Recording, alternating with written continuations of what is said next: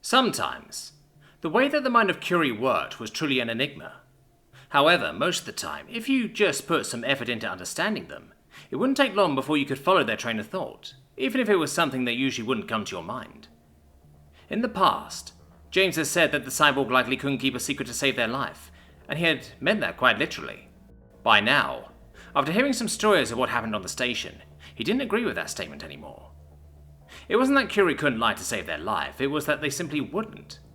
Honesty was their highest virtue, to the point that even leaving something out didn't feel right to them. Usually, that of course brought the same advantages and problems with it that would be obvious to anyone hearing about such an attitude. However, sometimes it brought up more interesting challenges, like the one the cyborg had been facing in the past weeks. What if you wanted to keep a secret for no malicious reason, but simply to conserve a surprise, yet still did not want to compromise your own virtues? You couldn't lie about it, that would be wrong. You couldn't simply not bring it up either, that would be lying by omission. So, what to do instead? Well, to Curi, the answer had apparently been obvious. You can't lie to someone if you're not talking to them at all. Simply avoiding whoever you wanted to surprise until the time the surprise was ready was their option of choice. All of these were things James slowly realized as he stared at the top of the workbench and the screen of the computer. 6 segments, 7 joints, and almost 100 meters of cables and synthetic muscle tubes, somehow woven into it.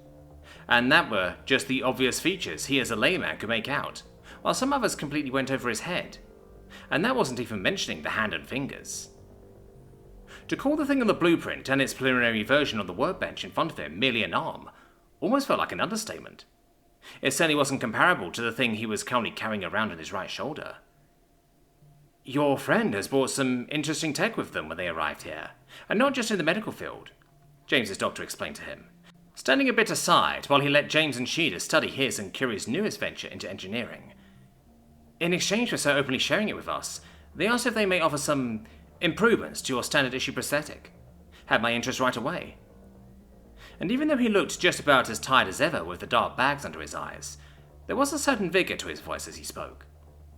James looked back at him for a moment, before his glance turned towards Curi again, who was standing quite bashfully, fiddling with their folded arms while they waited for their friends to be done inspecting their work. It's not done yet, they repeated their earlier statement, excusatory. Well, that much was obvious even to James, given the mass of still exposed multicolored cables and tubes woven together, on the table into thick bundles and braids that wound around the internal skeletal structure, that somehow reminded James of a bike chain given its interlinked nature, although it was a lot more rounded.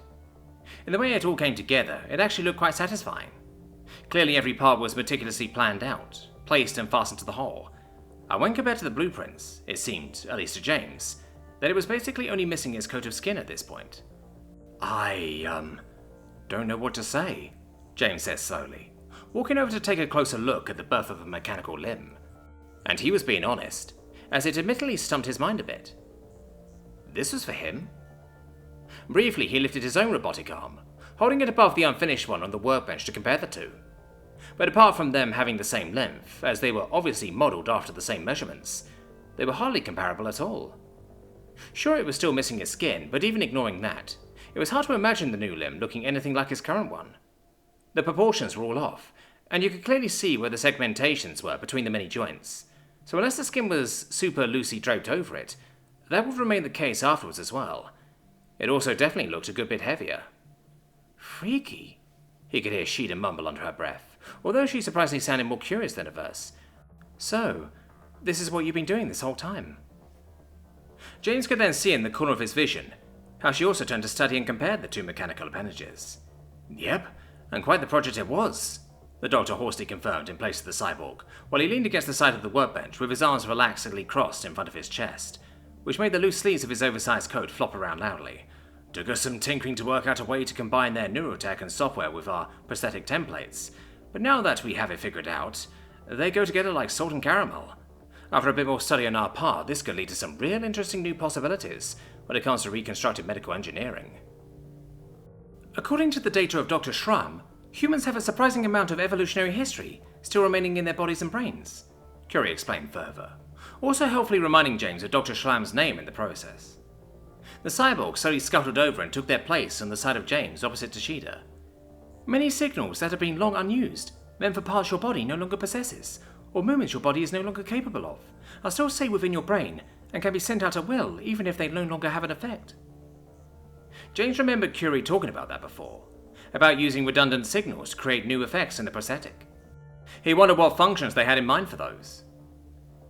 Then he realized that, should he take them up on this, those would suddenly become functions of his own body, and he had to stop and ponder that for a moment. At this point, Sheeda had apparently seen enough of the mechanical limb replacements and fully returned her focus to the conversation at hand. Her ears interestedly twitched as if scanning through the room, while she seemed to try and decide if she wanted to address Curi or Dr. Schramm with her questions. In the end, familiarity seemingly won over the prospect of easily understandable answers, so she turned fully to Curi, leaning towards the cyborg a bit. Exposing one of her fangs with her slightly raised lips, she asked inquisitively, "But why even go through the trouble? Don't you think James is fine with the arm he has now?" Well, that was kind of why he called them here, although Sheeda didn't know that yet. James ever so slightly flinched at her words, and was lucky that she wasn't paying any attention to him at the time, otherwise she definitely would have noticed it. Curi, on the other hand, paused, and looked at the current iteration of James's arm ponderingly. "I figured it was the only reasonable thing to do," they finally said, with their synthetic voice, and it seemed that they were probably using the word reasonable quite loosely here, as reason could have told anyone to do a lot of other things in their situation, as clearly evident by everyone else's behaviour. James lost an arm as a result of an obstacle he could not overcome, yet his new arm would offer him almost no additional aid in overcoming said obstacle. The hardships and challenges he faced on board of the GCS would be just as difficult to face with his new arm as they were with his biological one. This goes against the concept of improvement. If he lost his arm due to an insurmountable challenge, then a new arm should undoubtedly offer better chances at conquering said challenge. They scuttled even closer to the workbench, and reached for their invention with their short, forward arms, picking it up from the table and almost clumsily holding the thick, colourful braid of cable and tube in front of their pitch-black body before they continued. And, even based on just the small sample size of interactions I had with cybernetically altered humans, it seems that features they appeared to be most excited about sharing with me were usually any feature or ability of their cybernetic parts that they did not possess before their alteration, be their strength, movability, or other factors. Meanwhile, the similarity to natural limbs was often either fully assumed or not worth further mention.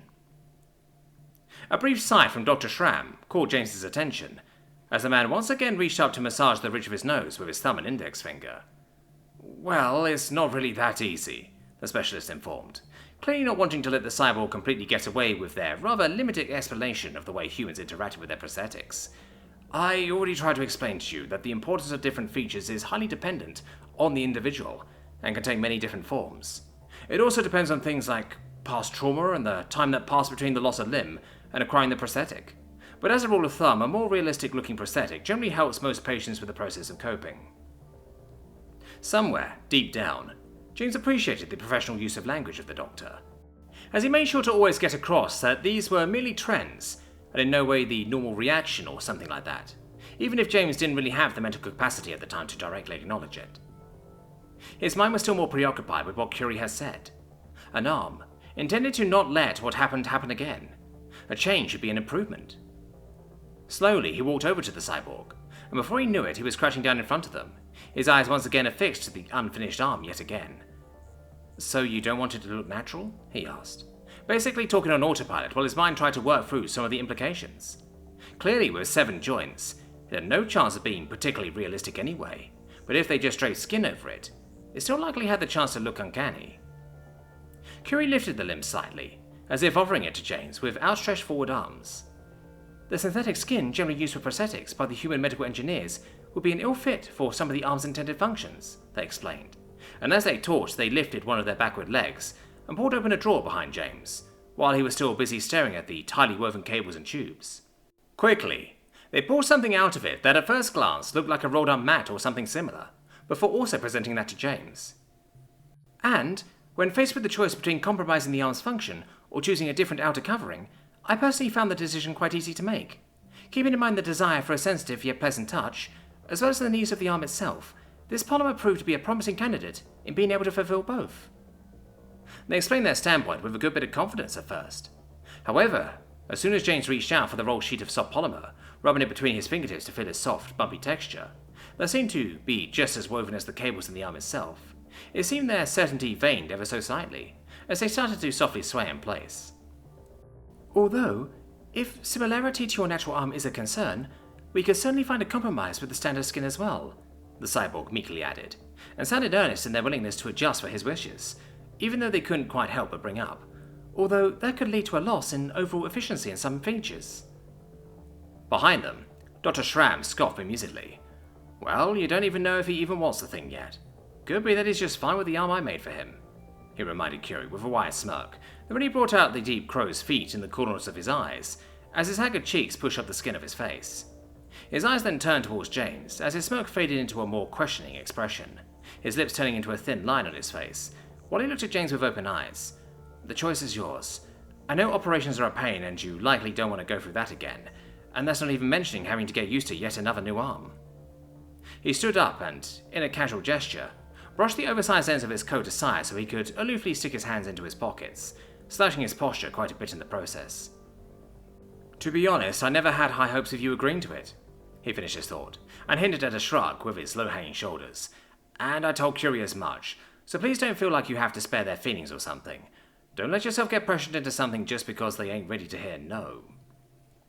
A grin formed on James's face, and he sharply let out a breath through his teeth in a long hiss. Still more agency than I had with the first one, he commented, while standing up to his full height again, although he admittedly didn't have too many objections to having his arm replaced rather soon back then. Sheeda had by now turned one of her ears to focus solely on him, while the other picked up anything else that happened, and he could see her looking at him from the corners of her eyes. However, she didn't say anything on the matter. At first, he nervously wondered what she thought, trying to predict it before he said anything about his own thoughts. Would she be against it because it was more unnatural? Or maybe she wouldn't care because he already had a robot arm? Would she be for it for, well, some reason he couldn't imagine? The topic still was one of the parts of her that he had the hardest time understanding. The thoughts made him queasy for a moment, before the rational part of his brain suddenly and forcefully reminded him of one fact with a vengeance. Remember why you came here in the first place. Talk to her, you idiot. It had been a while since his own thoughts had so directly confronted him, and the surprise of it was enough to momentarily banish away any apprehension he would usually have had to follow the impulse. Of course, the weight in his stomach was still there, as he turned towards his girlfriend. However, he still didn't feel weighted down by it. What do you think? He asked, speaking a bit quicker than the question demanded out of fear that he would quickly lose his sudden spike of confidence. Sheeda's ears twitched upwards, and she surprisingly turned her head towards him, as she had apparently not at all expected him to address her all of a sudden. Me? Well, what are you asking me for? She asked, stumbling over her words for a second. I just want to hear your thoughts, James said with a shrug and a gentle smile.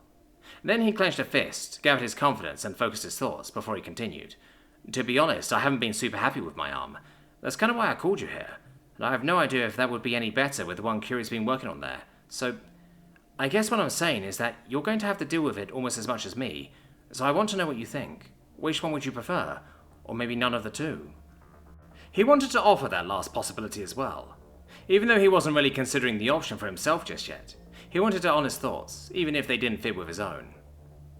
At first, Sheeda seemed overwhelmed by the sudden questioning. However, then she took a good, long look at James's expression. He was doing his best to look at her with a firm yet candid face, trying to also appear as open to any of her thoughts as he felt. The feline then lifted a clawed finger to her lower lip, while licking across the upper one with her tongue. Her mouth shifted left to right and her brow ever so slightly furrowed, as the gaze went right through James for a second. There was a sudden spark in her eyes all of a sudden, one he hadn't even realized she had missed in the meantime, and one James couldn't quite describe at first. However, when she spoke up, he finally identified it, and although he didn't even know he missed it before, it instantly filled him with a nice, prickly feeling.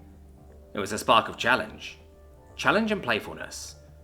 Well, I originally came here to tell you that I don't have a problem with your new arm, and I stand by that. However, she started, in a tone that was both careful and frisky at the same time. If I'm perfectly honest, the one you currently have is pretty freaky. Nothing I couldn't get used to, but I don't know. It still feels just not right, you know? Previously, James had feared those words, and even now, with any decision still hanging in the balance and yet to be made, he could feel a little part of him awkwardly squirm under the confirmation that he didn't actually need. But still, even if slightly hurtful, The very direct comment, when compared to the passive inquiry about the arm he usually got, was almost hilariously refreshing. Sure, Curi had criticised his arm earlier, however their problems with it had been on an almost entirely technical side. But this was getting dangerously close to an insult. And right then and there, he loved it, and not just because it mirrored his own thoughts. Resisting the urge to just burst out with an, "Oh my goodness, somebody said it," he instead replied with a much more restrained reply, although he had a strong hunch that Sheeda could still pick up on the change in his demeanour almost instantly. "And do you think it'll be better with the one Curi made?" he asked further, lifting his right arm as if offering it up for her further deliberation. Sheeda once more flicked her ears, and now some movement began in her tail, as it began to softly swerve left to right in a fluid motion. "Well, it's hard to say, honestly," she mused, the focus of her eyes bouncing between James's arm and the unfinished one Curi was still holding. "But if I've learned one thing so far while hanging around humans, is that it looking somewhat real really doesn't help at all for me personally. It just makes them more unsettling. So, I think it won't be any worse at least." Considering her relationship with Curi, that much made sense. However, they were still leaving out one possibility, and James started, meaning to ask about it, but Sheeda near instantly cut him off with her hand imperiously raised. "I'm not going to ask you to lose an arm again, James," she swiftly and firmly clarified, her tone leaving no room to argue. No matter of her feelings on the matter, in her eyes it was clearly not an option any longer. In the end, the talk hadn't given him a lot more information on the way she would like him to act. She could get used to the current one, but the new one also wouldn't be any worse. Basically, she was still being neutral on the matter. But somehow, being neutral with a lot more words behind it still felt a lot nicer than something like a "you decide." James nodded and stroked his hand through his hair to buy himself a second of deliberation. "I'll have to think about it," he finally concluded. After all, he had just come to terms with the fact that he had to deal with his problems with his current arm, and now he was supposed to already think about an even newer one? He would need some time, and talk to some other people maybe. Although, it did sound alluring. An arm like that was certainly something to be remembered. The largest skull or mark that he had ever gotten. "I think nobody expected anything else," Dr. Schramm said with a hoarse laugh, and Sheeda supported his statement with an understanding nod in James's direction. Her smile had gotten so much more natural over time. Right after that, the good doctor then took a moment to ask James about his exact gripes with the prosthetic he made for him, after having tactfully held back any professional curiosity earlier, in order to give James and Sheeda room for their conversation. James informed him of the uncanny feeling that it gave him, just like he had Dr. Tracy before. Dr. Schramm's response to his description basically kept to a, "Yeah, I guess that can happen," making James expect it wasn't exactly the first time he had heard something along these lines. However, in the meantime, a white noise made of murmuring started to break out in the large room. Something seemed to catch the attention of the present medical engineers, to the point that they found it necessary to quietly whisper to each other across the walkways. James was a bit too focused on this conversation, so he didn't quite notice Sheeda cup her hands in front of her mouth. Using this as an amplifier, she suddenly yelled out, "Over here, you big lug!"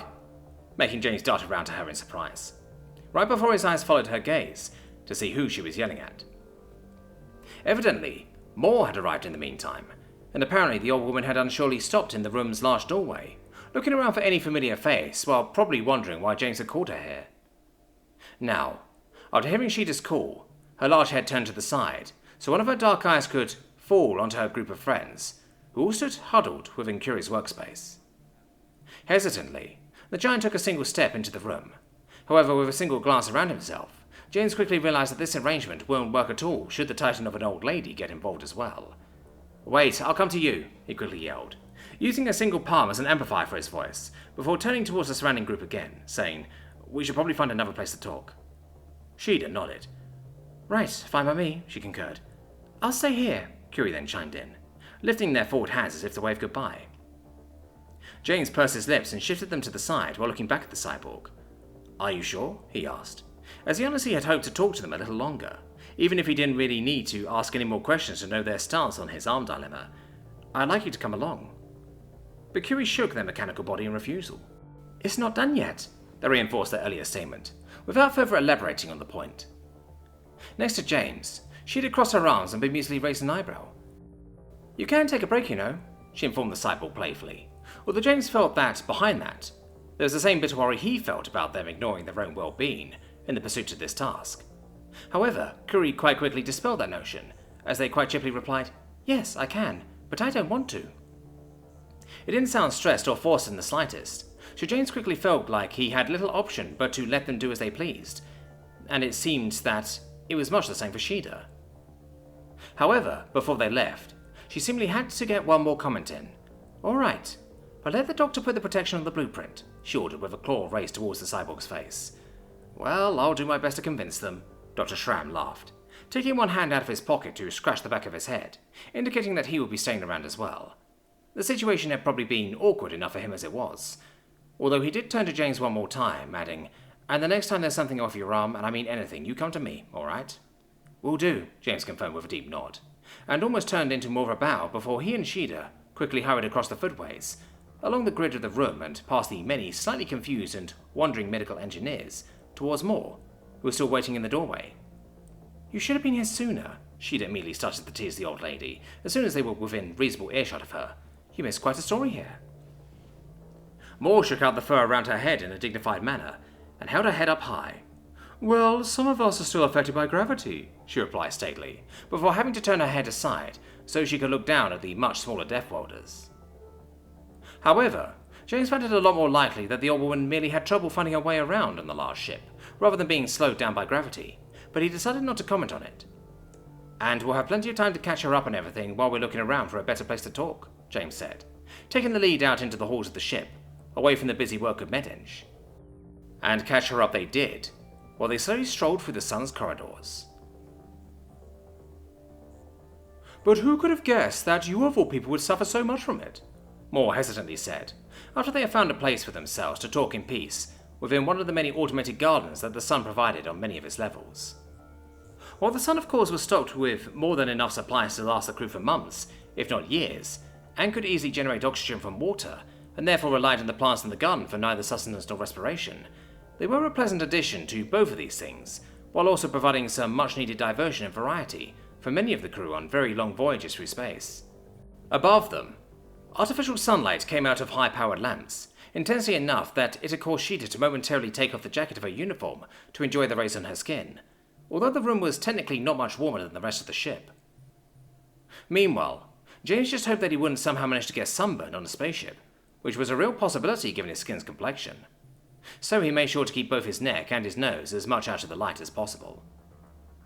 Right now, all of the Prajschet were in bloom, showing their complete detachment from many of Earth's seasons here in the void of space, off proudly with their white and yellow blossoms that grew much higher in the low gravity. But despite all the blooming plants around them, there were no insects about. Bees, despite being quite useful for a lot of things, were deemed unfit for spaceships after some unfortunate incidents in the past, and instead of replacing them with other insects, it was decided to simply pollinate the few plants on board by hand. "Well, not me," James finally replied honestly, having never expected himself to be this hesitant about a replacement should he ever lose a limb. "Guess I learned something about myself." At that moment, he could have sworn that he heard Kashalengas' voice, somewhere in the back of his mind, saying something like, "Well, it appears there is some sense in you yet," and he shuddered at the thought. Well, it would remain to be seen how much sense he had, as he was actively considering to replace his subtle replacement with a much more extreme one. In that, he found some solace. "I've seen the guy struggle to check into a hotel room after putting a cyborg out of a burning laboratory," Sheeda commented, and turned her head up on his lap to look at Moore. She was currently lounging on top of the rim of one of the patches that James was sitting on, laying on her back and letting her arm hang down, where her claws scratched over the floor whenever she moved them. "Can't say I'm too surprised." Moore kept close to the walls, as the walkways, despite being quite wide, still weren't designed for someone of her size, making it a bit complicated for her to find a place for herself even here. But, overall, she did seem to enjoy being surrounded by plants to a degree. Ever since they had entered the garden, she had often taken long, deep breaths that sounded relaxed rather than strained, and James presumed that she was taken in by the slightly different air that the plants provided. She also decidedly ignored Sheeda's statement, continuing her conversation with James as if Sheeda hadn't even spoken at all. "Maybe it would have been different under different circumstances," she wondered aloud, her big head lifting so her eyes could look up to the brightly shining lamps above. "In any case, suffering may have bred suffering. In any case, I am glad you seemingly have been able to make your peace with it, no matter what decision you will finally reach. A distinct possibility. Maybe he wouldn't care so much if he had lost his arm in an accident or something. I'm not one to look for loopholes or wonder what ifs, James said, shaking the thought out of his head. At least not after the fact. That's a good way to drive yourself insane. Moore seemed to ponder that for a second, and then nodded her large head. Well then, what do you want to talk about now? Sheeda asked, looking up at his face with big eyes. I don't think you'll reach a decision on your arm today. James smirked and shrugged. No idea, he said, and looked around. I'm still not very good at this. If I may ask, Moore then spoke up again, looking down at the two once more, her braided fur hanging off the side of her head in long strands. How did you manage to make this possible? I thought your schedule would not allow for long deviations such as this one. James smirked even more deviously now. Well, in my situation, it's not that hard to get a doctor's note and have people not ask too many questions, he said, leaving the implications of that up to everyone's interpretation. The Admiral can live for a day without having me around. I moved all my medical appointments to later today, and I'll catch up on my training. Dr. Tracy had truly been a gift. Speaking of training, Sheeda chimed in, and pushed herself up onto her elbows, so she could turn around and talk to James on a semi-eye level. Have you been feeling any different today? James looked at her questioningly, confused by the sudden change of topic, and thought about the sheer number of things that had happened lately, that had his general mood all over the place. Different how? He asked, because the answer was most certainly yes, but he could not tell if that was what she was on about. Sheeda lifted her legs, and used the momentum to roll herself up to a fully sitting position. She shifted her lips from side to side as she thought about how to answer. I don't know. Lighter somehow? She finally said. Or more energized. Just, I don't know. Fitter? Well, that was what training was meant for, wasn't it? However, it entirely depended on compared to when, James thought. Compared to the first days he had spent back in super high gravity? Certainly. But compared to his usual self? Not really. He felt like he had always felt when he had been diligently keeping up with his training. Better than his slacker self in his academic life, but not quite on the level of his peak back during his first time in the military. However, now that he saw her sitting like that, in the light and without her jacket, he started to study her a bit closer. And he suddenly had a feeling he knew what she was talking about. He also was astonished, baffled, and honestly embarrassed that it had taken this long for him to notice, despite sharing a bed with her every night. Well, you put on some serious muscle, he said, trying to mentally compare her current image to the picture he had of her in his mind. She had suddenly gained some mass at almost every part of her body, but especially around her legs and shoulders. Tight packs of muscle stretched noticeably under her tan skin. And it wasn't like him, who had merely returned to a shape he once had had. He was sure he had never seen her this defined before, which in hindsight surprised him. He thought that she had looked fit before, mostly because he had no frame of reference of how a Miat should look. But now, he realized just how scrawny she actually must have been. I have, Sheeda asked, sounding just as surprised about that as James felt, and looked down at herself. However, the more he thought about it, the more it made sense. Sheeda wasn't genetically modified. She had no atrophy inhibitors programmed into her like he had. And from what he recalled from his time in the GES, she hadn't followed a strict training regimen either. The long time on a ship with standard gravity must have gradually taken a toll on her body, without her ever realizing it.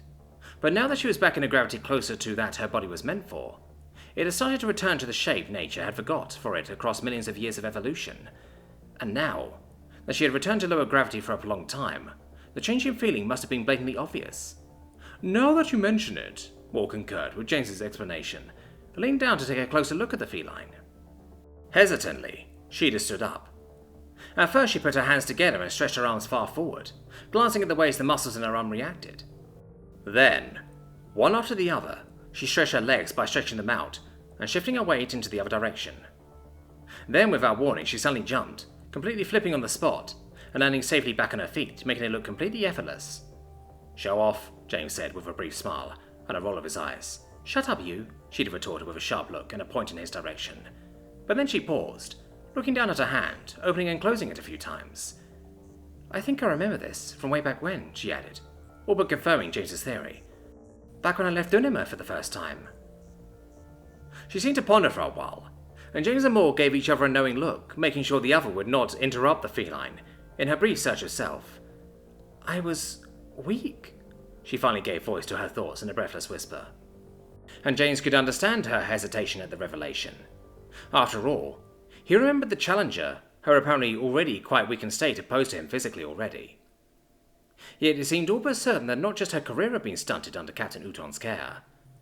He wondered what she was capable of now. And apparently he wasn't alone in that, because Sheeda soon lifted her gaze again, looking at him with a glimmer in her eyes. "Do you want to go train together again?" she asked, her fangs blatantly visible, as she opened her mouth wide as she spoke. "Like we used to?" James smiled at her.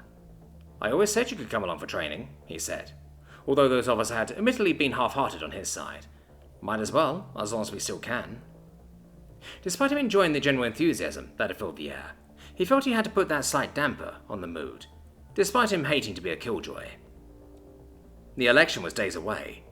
It was quite possible there weren't many mornings left for morning training, at least for him. However, it seemed that right now Sheeda had no room for his pessimism. Energetically, she basically jumped to sit next to him, leaning tightly against his side. "You're not getting off that easily," she cooed into his ear, with a slight purr underneath her voice. "You've done your job. You've seen the polls. It is quite possible that the council won't get reinstated this time, and that means you'll be stuck with us for a while longer." James sighed slowly, but couldn't keep the corners of his mouth from creeping upwards. "You know," he said, and let his head sink against Sheeda's, "I think I can make that work."